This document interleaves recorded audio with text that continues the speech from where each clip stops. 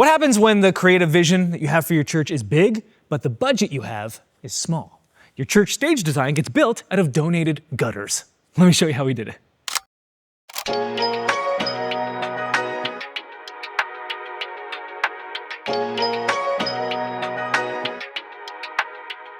Earlier this year, we wanted to give our church stage design a refresh. Here was the challenge that we were facing. First, we didn't have a sizable budget for it. Second, our stage is quite large. There's 90 feet that needs covering. And third, anything we made needed to be what we call permanent portable, because our church is a space that gets used every single day by our community with different rentals and configurations. So any stage design we introduce needs to be easily movable.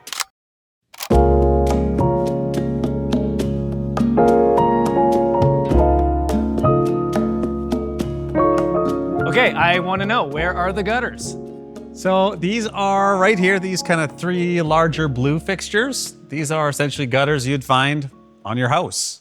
And I guess the challenge with gutters is that one side is meant to be attached to your house. Yep. And so my understanding is that on the side that's meant to be attached to the house, you have secured this L bracket. That's right. That not only kind of fixes the part that there wouldn't be an edge, but then also connects the plexiglass to the other side. That's right. And then there's gaff tape that runs alongside that L bracket to literally secure it to the other side of the gutter. Yeah, it's the ultimate hack. It's just literally glued L bracket onto plexiglass, into the little slot, gaff taped, and done. Okay, and then the gutter, or in Canada, as we would call the eaves trough. Yes, eaves trough. That's attached to a 2x4 that's basically the same length as these vertical gutters. Which gives strength to the gutter. Right. And then that's attached to the frame. That's right. The frame is made up of these 2x10s, two of which run vertically because these are 10 feet high. That's right. And then once that frame is constructed, there's a plywood backing. Yep. And then there's MDF trim alongside the front of that. That's right. Did I have everything right? You got it right. There? Okay. That's it. Easy. So then the only thing that I didn't mention were these horizontal panels. These are whitewood panels that are painted black. Yep. And it's kind of cool because they're staggered.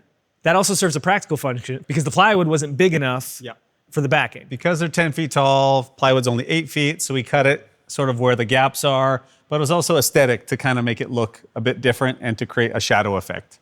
Right, which is why you call these Shadow boxes. And these are the big ones. Yep. We have smaller ones on stage that we're going to discuss in a moment. That's right. Those smaller ones are not on wheels. They kind of stay permanent on stage. But these big ones are on wheels. They're on wheels, and we needed to do that just for portable permanent as people load on and load off the stage. We needed a way to be able to just to kind of move them easily. And then you made this like wooden thing that just goes in front of it to hide the wheels. That's right. There's a steel panel at the bottom. The wheels are just screwed into the panel. And then you can roll them away. And that just prevents light leaks and everything from coming out from behind stage and stuff like that. But yeah, and exactly. this fashion makes sure it doesn't look like garbage. That's right. And then in terms of size, these are 10 feet high by 6 feet wide. Yep. We've got 3 of them in the center of the stage. And then to the left and right of the stage, we have these smaller versions that are, I think you said 8 feet high by 4 feet wide. So exact same thing, just smaller. Okay. Yeah. And so depending on your church and the size of your stage and your sanctuary, maybe these are too big. Exactly. We have 3 big, 4 small. Maybe you only need 4 small or 3 small sort of thing. These are also not on wheels. That's correct. These are permanent and that's fine? Yeah, so just because of traffic flow, these were fine. We can kind of put them into the shadows. These just needed to be able to be portable to get stuff on and off the stage in our context, so. Okay, then the other thing I'm noticing, and I hate to accuse you of this, but when I look at these smaller ones, I don't see any eaves troughs or gutters. Yes. So what's that about? So these are permanent fixtures that we had, but they are more expensive and they are smaller. And so these ones are more DIY, but much bigger. So that's kind of the difference. So you're telling me that the lights that are on the smaller versions, the smaller lights are actually the professional expensive option. Yep. These are the DIY. Yep. 100%.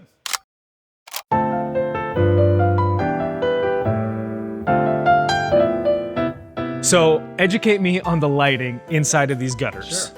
There is obviously some diffusion happening first. So there's light in there, but it's being diffused. What's the diffusion? Yeah, so the diffusion's parchment paper you could buy at the grocery store.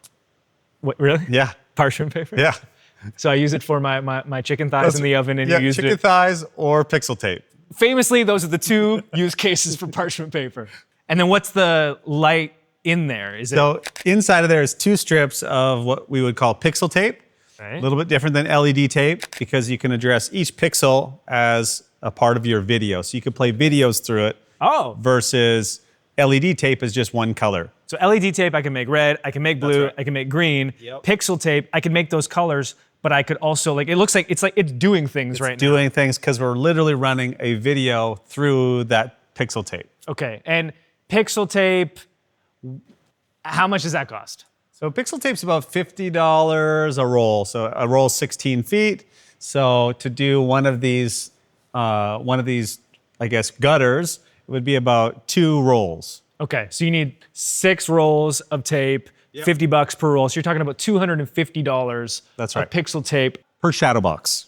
In the shadow box, though, there's also some light happening. That's right. What's that? So in the shadows of the shadow box is just old school LED tape that you That's get the on tape Amazon. that can make one color. That's right. It's 10 bucks. Way cheaper. 10 bucks a roll. You could buy it. Literally just search LED tape on Amazon. That's what it is. So that's $10 worth of LED tape. There's two of them. two strips in there. So yeah, you're talking like maybe 20 bucks. $250 of pixel tape in the gutters. Yep. In the box itself, $20 of LED tape. That's right. So then my suspicion is, if you wanted to do an even more affordable option, instead of putting pixel tape in the gutters, $250, you could just put the LED tape in the right. gutters as well. Exactly. And you wouldn't even need a lighting board. You could just get one of those remotes that comes with it on Amazon.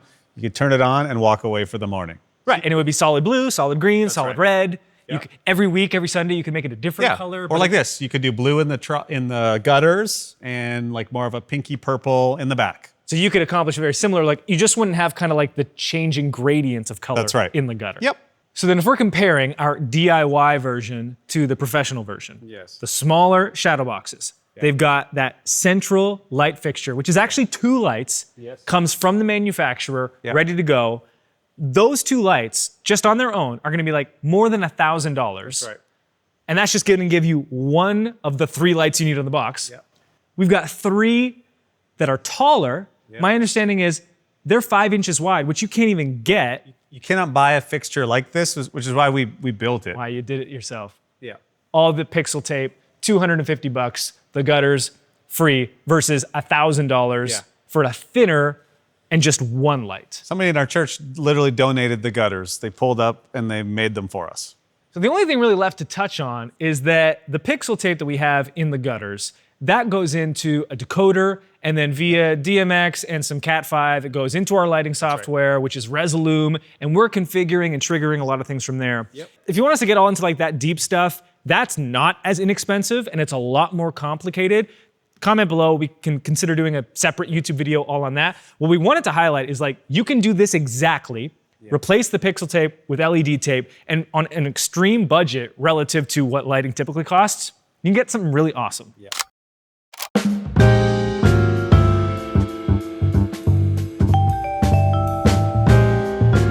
We've actually got the Home Depot lumber receipts to show you the exact cost of everything. Just keep in mind that this was in Canadian currency, so we're gonna put conversions on the screen to USD. And in total, recall we made 7 of these shadow boxes. 3 of them were 10 feet high. Those were the ones in the center of the stage.